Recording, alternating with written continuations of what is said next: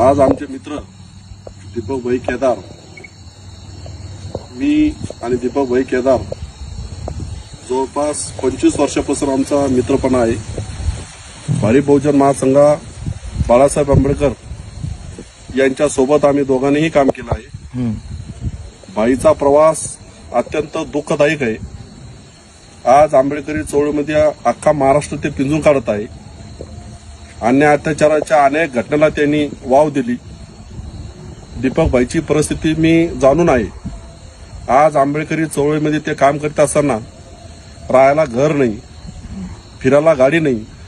म्हणून मी आज एक मित्र म्हणून आमच्या एका मित्राला आंबेडकरी चळवळीमध्ये मोठ्या ताकदीनं महाराष्ट्रभर पिंजून काढावं म्हणून मी आज भाईला एक माझ्याकडून छोटीशी ही गाडी गिफ्ट देत आहे. आणि त्यांनी मोठ्या मनाने आज आंबेडकरी चळवळीचं उत्साहाने काम करावं, त्याचा एक भाऊ म्हणून मी त्याच्यासोबत हमेशा त्याच्या पाठीराखा आहे.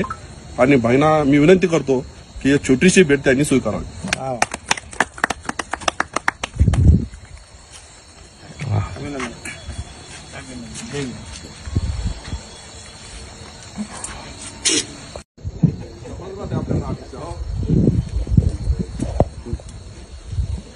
थांबा.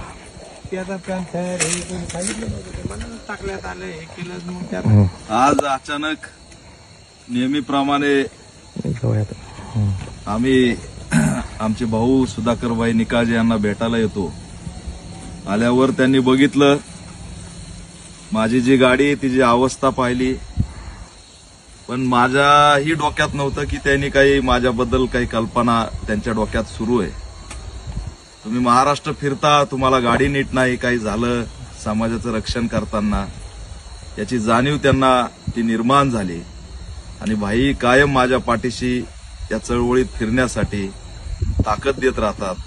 आर्थिक असेल, मनोबल वाढवणारी वैचारिक ताकद असेल, या सगळ्याच ताकदीवर मी पुढे आलेलो आहे. त्याच्यात मोठा वाटा माझे सुधाकरभाई निकाळजे, पॅन्थर, गंगा तिवरे साहेब, हे सगळेच सम्राट, आमचा जे काही ग्रुप आहे त्याचे हे सगळे, यांचा मला साथ राहिलेली. आणि भाईनी लहान्या भावासारखं मला प्रेम दिलं. मला सक्का भाऊ नाही, पण ती जाणीव त्यांना निर्माण झाली की माझा भाऊ महाराष्ट्रात फिरतोय. आणि म्हणून त्याने आता, मला कसलीही कल्पना नव्हती, ऑलरेडी पॅन्थर टाकलेला आहे, पाठीमागं सुद्धा पॅन्थर लिहिलेलं आहे.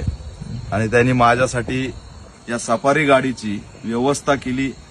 तिला माझ्या इमेजला शोभल असं केलं. त्याची रंगरोगटी असेल, सगळ्या पद्धतीचं त्याचं एक प्रकारचं मला शोभन अशी गाडी माझ्या भाईनी मला आता दिली आणि मी ती स्वीकारतोय. नक्कीच मी या गाडीच्या बळावरती आणखी आंबेडकरी चळवळ मोठी करेल.